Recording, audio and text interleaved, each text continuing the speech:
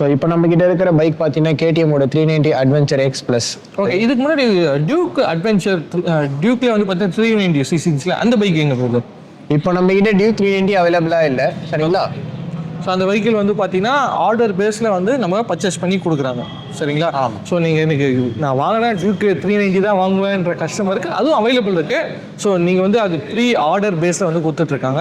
So இப்போ இந்த vehicle வந்து பார்த்தீங்கன்னா ஒரு அட்வென்ச்சர் 390, சரிங்களா? ஸோ இந்த பைக்கிள் பற்றி சொல்லுங்கள் ப்ரோ. இப்போ இந்த பைக்கோட ஸ்பெஷாலிட்டி நம்ம என்னென்னு பார்க்குறோன்னு பார்த்தீங்கன்னா, நமக்கு காரில் கொடுத்துருக்க க்ரூஸ் கண்ட்ரோல், ஸ்பீட் கண்ட்ரோல் வந்துருது, க்ரூஸ் கண்ட்ரோல் வந்துருது, ஸ்பீட் கண்ட்ரோல் கொடுத்துட்றாங்க, ட்ராக்ஷன் கண்ட்ரோல் வந்துருது, உங்களுக்கு 3 ரைட் மோட்ஸ் கொடுத்துட்றாங்க, and same as well as உங்களுக்கு ரைட் பை த்ராட்டில் வந்துருது, and bidirectional quick shifter கொடுத்துட்றாங்க, ஸ்லிப்பர் அசிஸ்ட் கிளட்ச் வந்துருது.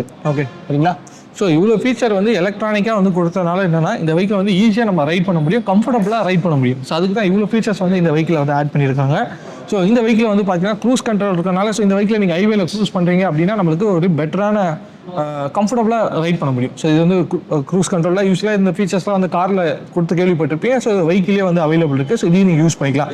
ட்ராக்ஷன் கண்ட்ரோல்ன்றது வந்து பார்த்தீங்கன்னா, ஸோ இது வந்து ஒரு 300 சிசி மேலே இருக்கனால நல்லா மோர் சிசின்னு சொல்ல அந்த ட்ராக்ஷன் ரோட்டில் இருக்கணும்னு சொல்ல இது ஆக்சுவலாக அட்வென்ச்சர் வெஹிக்கிள்னு சொல்ல நம்மளுக்கு வந்து ஆஃப் ரோடில் நிறைய ட்ராக்ஷன் பெட்டராக இருக்கணும். ட்ராக்ஷன் கண்ட்ரோல் கொடுத்துருந்து ஒரு மேஜர் அட்வான்டேஜ்னு சொல்லலாம்.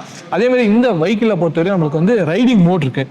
ஸோ என்னென்ன ரைடிங் மோட் இருக்குது ப்ரோ? ஸோ இந்த வெஹிக்கிளில் நமக்கு 3 ரைட் மோட்ஸ் அவைலபிளாக இருக்குது. என்னென்னு பார்த்தீங்கன்னா ஸ்ட்ரீட் இருக்குது, ட்ராக் இருக்குது, street, off road and rain, சரிங்களா? ஓகே, ஸோ நீங்கள் ரெயின் மோட்லலாம் இந்த ரெயின் மோட் வச்சு ரைட் பண்ண சொல்ல உங்களுக்கு பெட்டரான அந்த பிரேக்கிங் இருக்கும், பெட்டரான ஸ்டெபிலிட்டி இருக்கும். ஸோ அதனால் வந்து ஸோ நீங்கள் என்ன அக்கேஷனுக்கு ரைட் பண்ணுறீங்களோ அதுக்கான மோட்ஸ் வந்து ப்ராப்பராக செட் பண்ணி ஓட்டுறீங்கன்னா உங்களுக்கு வந்து பெட்டரான பர்ஃபார்மன்ஸ், பெட்டரான கம்ஃபர்ட்ன்றது இந்த வெஹிக்கிள் உங்களுக்கு ஆஃபர் பண்ணோம் அப்படின்னு நம்ம சொல்லலாம்.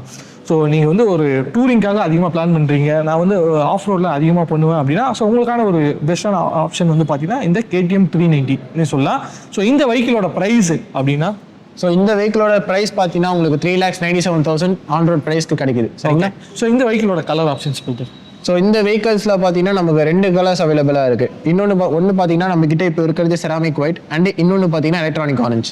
ஸோ இந்த மாதிரி 2 கலர் ஆப்ஷனில் அவைலபிளாக இருக்குங்க.